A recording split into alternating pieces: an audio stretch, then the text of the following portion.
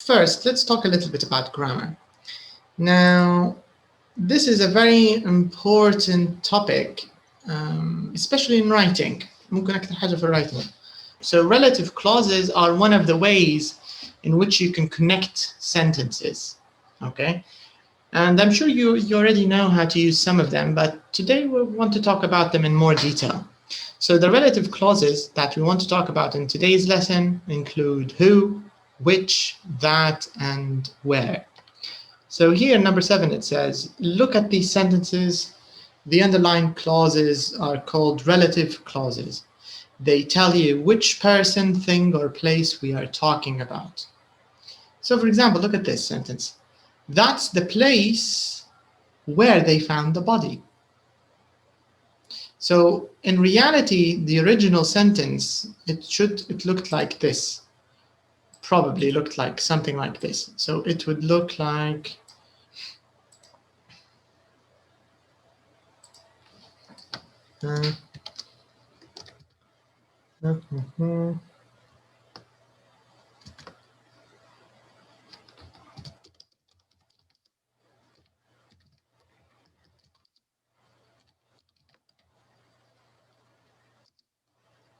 but if we use that, it's the same thing. I want to separate the two sentences.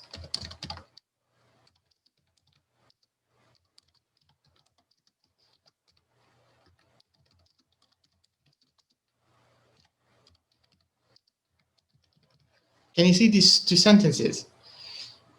Now the first sentence is actually, this is the meaning of the first sentence. But when you do it like this, it sounds a little stupid. It's a lot better to just use where.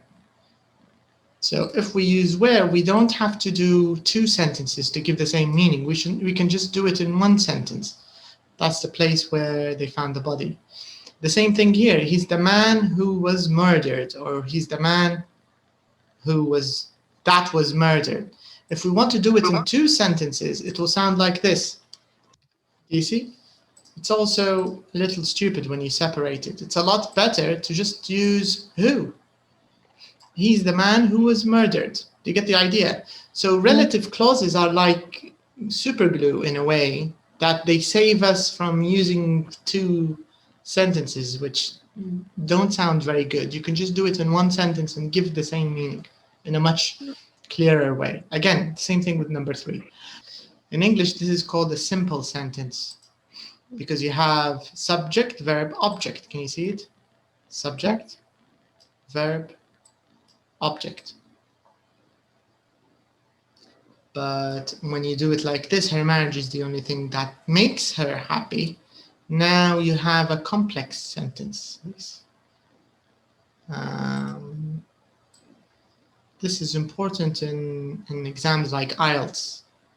That's why one of the ways that you can improve your writing is by using relative clauses. Anyways, this is just some extra information. So relative clauses, the idea is, I don't think they're very difficult and they feel natural because even when you translate them to Arabic, they're close. They make the same sense.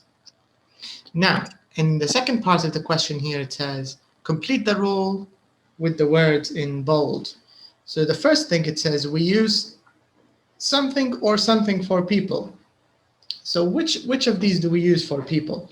Which of the relative clauses in the examples do we use for people? Who, that. That's correct. We use who and we use that. Who and that. What about things? What did we use for things? Which and that. Correct. And this means for places, what do we use? Where. There you are. That's correct. So this is the general idea.